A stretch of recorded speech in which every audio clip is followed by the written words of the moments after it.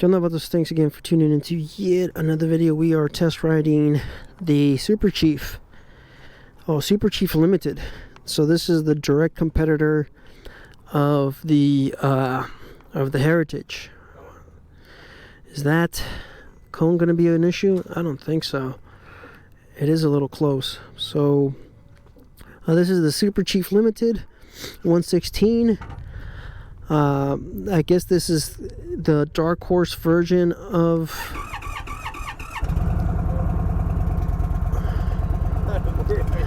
I hear you talking. Alright, so let's go ahead and put this in gear. We do have this in. Alright, we're sorry, so we gotta wait. So you guys can see right over there, the lead has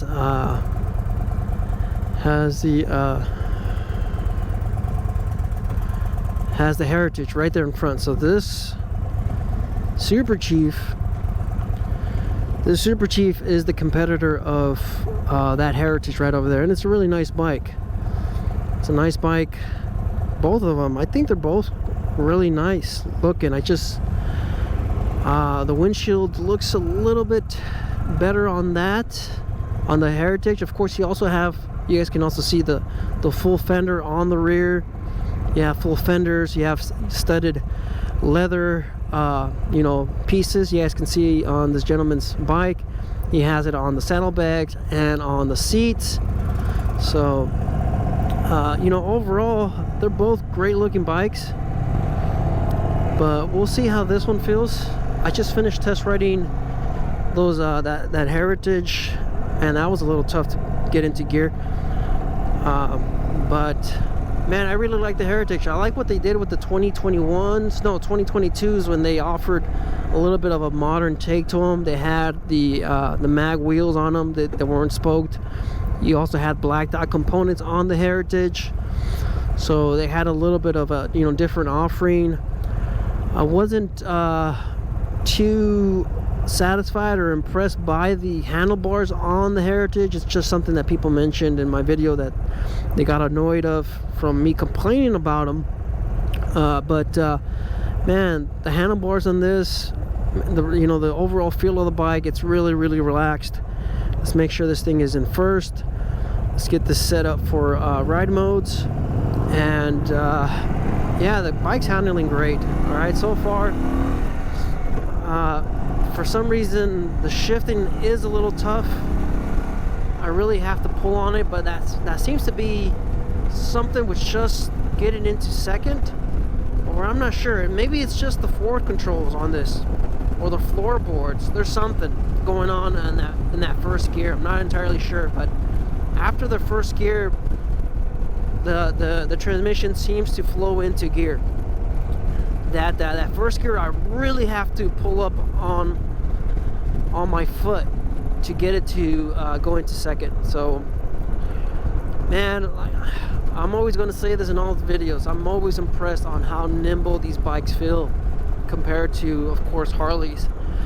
It's something that a lot of the people here at these events that I've mentioned over the last 3 to 4 years that I've been coming to, you know, a lot of Harley riders have been coming over here just to see, you know, a different offering. What's different? You know, what does Indian have to offer? And I've already made videos about this. I mean, everything they offer, a lot of the, you know, the specs, the features, the TFT display for the price, of course, ABS as well. I mean, they have a lot of stuff that comes standard with these bikes that you don't get on a Softail.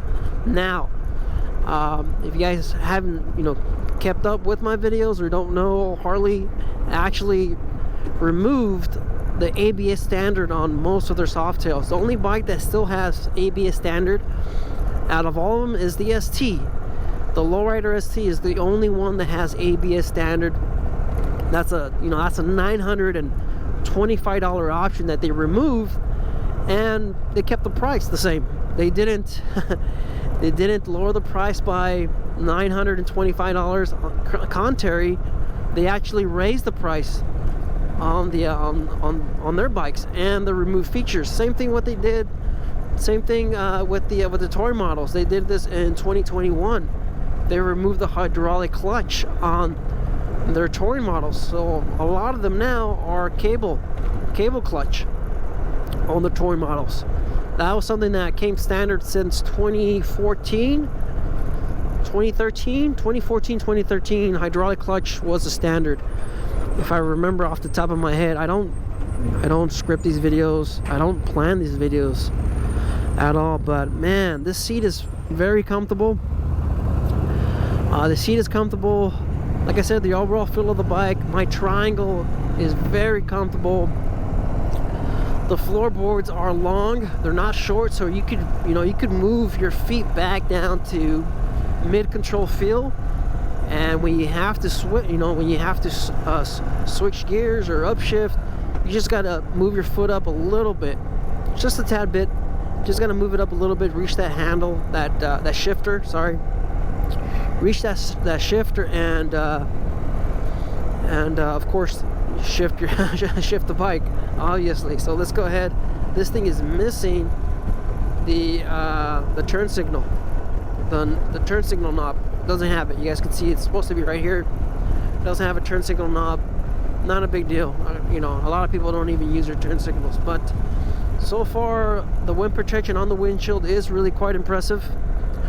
It's really flat compared to the Heritage. You can see the Heritage has a little bit more of a shape to it. This one's a little bit more, flatter than the Heritage, so it probably works a little bit better as far as the wind control and the noise and the buffeting. So as far as the height of the windshield, it is a little bit at my point of view. You guys can see I have to ride up straight like this so I could go ahead and look over the windshield. It looks like the Heritage has the windshield just a tad bit shorter. Looking at the Heritage, of course, right next to me, right there in front, it's a good reference point in case you guys are wondering. So yes, the windshield is a little bit tall. I am 5'7", so depending on your height, that might be an issue, or that might not be an issue. But when I'm kind of relaxed and hunched forward, I am looking through this part of the windshield. So something to note, it doesn't really bother me. It's not bothering me as far as the ride, but depending on the time of day, there might be some reflection, there might be something. All right, so there might be a little bit of something there, but so far the windshield is not an issue. It is really quite impressive overall. So I am having a blast riding the Chief. So this hill is a little steep. All right, so here we go. The windshield, like I said, it still has that same two-tone color to it, kind of like on the Heritage. If you guys seen my Metric Cruiser, I painted my windshield to match the Heritage, so I painted the bottom of it black, and of course the top piece is transparent like you see here. I really like the overall look of it. Same thing with this. It has a little bit of both, hint of chrome, and you have a hint of black here and there. That really depends on the person. Some people might just want all chrome, but I think with the controls, it fits quite nicely, because you have the black master cylinder, you have the controls, the grips, they're all black, and of course your cables are black, so I believe it matches. And then your speedo, that's also black. So your fork covers, those are also black. So overall, I think as far as the mixture of chrome and black pieces, I think it's pretty good. Not that bad. I don't know, you guys let me know in the comments, what do you guys think? The overall looks, like I said, because you do have the dash on this thing chrome, and then of course the engine is chrome, you guys can see that. The exhaust chrome. So just overall, I think the bike looks sharp. You also have the saddlebags on these. They're leather saddlebags. Like I said, it's a direct competitor to the Heritage option. So we have yet to put this thing in sport mode, so let's go ahead and do that. you do have to be a little bit cautious, but it feels like the clutch is in the right position. It's not too tight, so you always have to be prepared when you put in this thing in the sport mode, all right? So it just, once again, if you guys haven't seen the videos, it doesn't do anything mechanically to the engine. This is a throttle by wire grip. So as far as, you know, what does the sport mode, I mean, how does it work, stuff like that, it changes the lag response between your throttle body and your throttle grip. So that's pretty much it. It just alters it. It makes it more responsive. It makes it a lot more sensitive.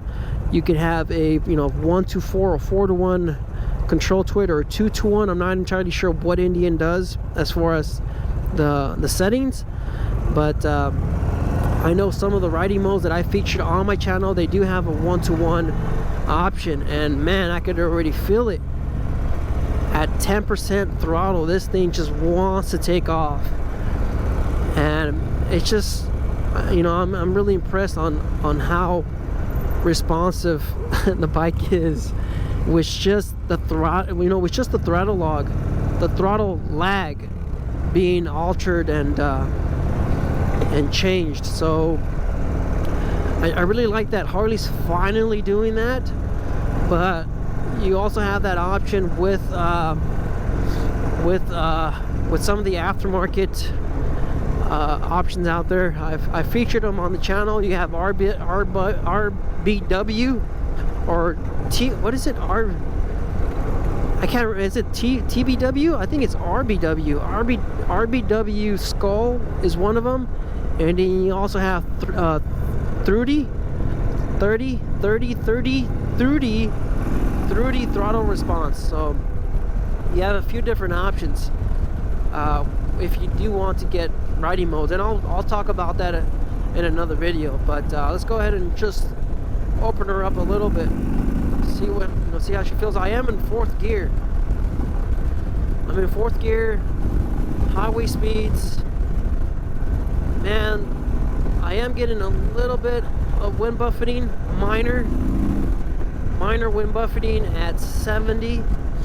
So that's something that I didn't get with the Heritage, but that really depends on the rider and on the size. All right, so that completely depends on your size and on your frame. And another, you know, difference is your helmet. You know, depending on how big your helmet is, if you have one of those big old helmets like a Ruroc, that could feel different. All right, so it really depends when it comes to wind buffeting. It really depends on your helmet and on your size. I'm getting a little bit of wind buffeting compared to the Sport Chief that I just finished riding, but it's not, you know, it's not entirely bad. Of course, we're only doing 65. Unfortunately, we have a guide with these demo rides, but with the Harleys, I'm able to, you know, take it up to speed, triple digits, and really see how the bikes perform at, you know, maybe more everyday rider speeds. So the suspension is really great, considering it is stock. The seat is really comfortable on this Super Limited. The seat is super comfortable. A lot of cushion. I'm not entirely sure how that will reflect on a long ride, because when they're soft like this, the foam starts to kind of settle down a little bit, and it might feel different. So not entirely sure. These are short test rides, guys. These are not full reviews. These are just impressions of the whatever bike I'm riding. So like I said, as far as how nimble the bike is, it's nimble, it's responsive. I like the riding modes. So far the wind control is pretty good. As far as is the windshield keeping wind off of my chest? It is. It's doing the job. It's just I do get a little bit of wind buffeting, just a tad bit, right? I mean, nothing to complain about, but just something to note. But you know, it's just the overall features on this thing. 116 riding modes, ABS standard. I'm pretty sure this has ABS. Yes, it does. It's got ABS. I mean, everything about it, it's really, really good. I really like it. You have the TFT display, Bluetooth. I believe this is also GPS as well if you wanted to. I'm going to switch this back to standard, okay? I'm just taking it off of standard because it is a little bit of a twitchy throttle, all right?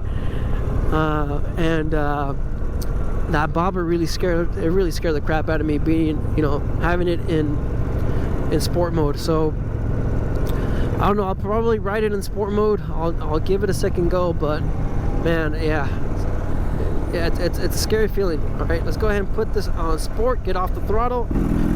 Man, I'm telling you, that is scary. That is nuts. It's just a kick, right?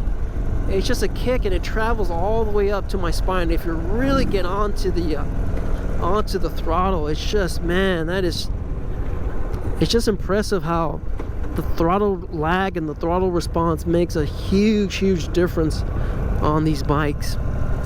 So I'm looking forward to the riding modes on the Harley. So you guys stay out there, stay safe. Thanks for tuning in. Thanks for watching yet another video. Life's a risk. Get out there and ride. Later.